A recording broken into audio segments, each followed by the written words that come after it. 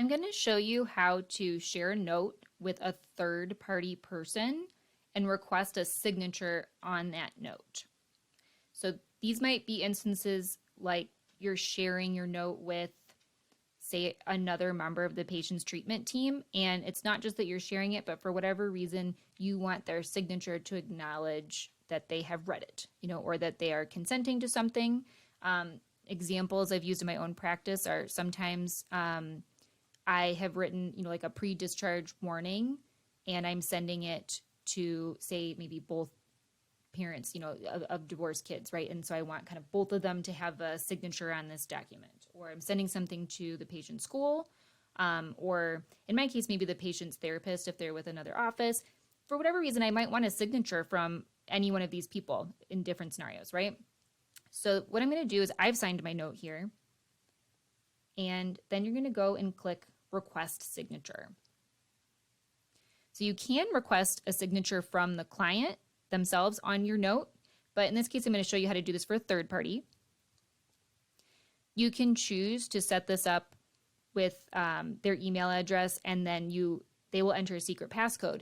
You do have to find some means of sharing that secret passcode with them, whether, phone, fax, whatever, and they'll have to enter that because you can't share it like within the notes itself or anything like that. Or you can do email and phone authentication.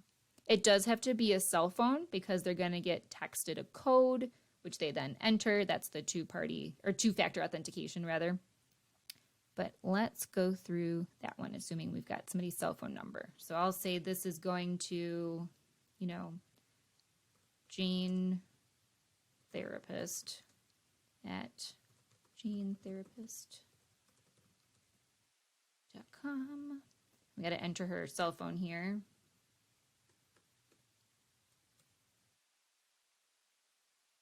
Oh, should have entered 8675309. I don't know why I did a random one.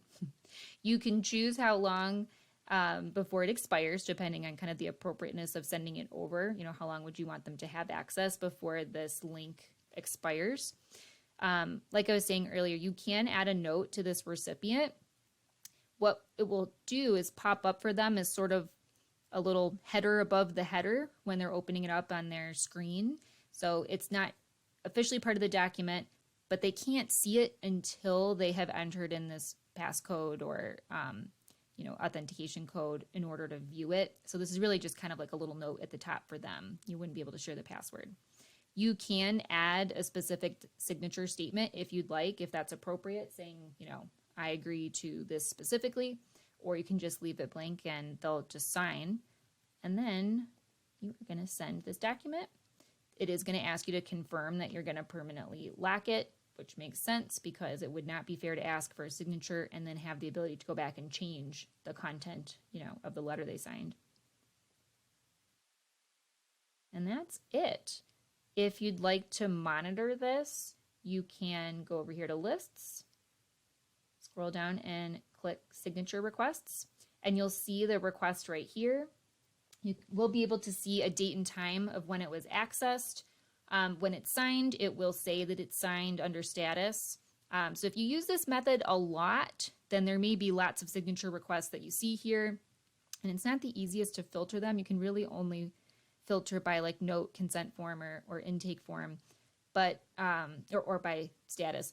But if you're not using this method all that often, this list is pretty great because there may not be a lot of things sitting here, and so you can just pull it right up, go right to the one that you're hoping to monitor for a signature for, and you can look at the status. And that's it, pretty easy.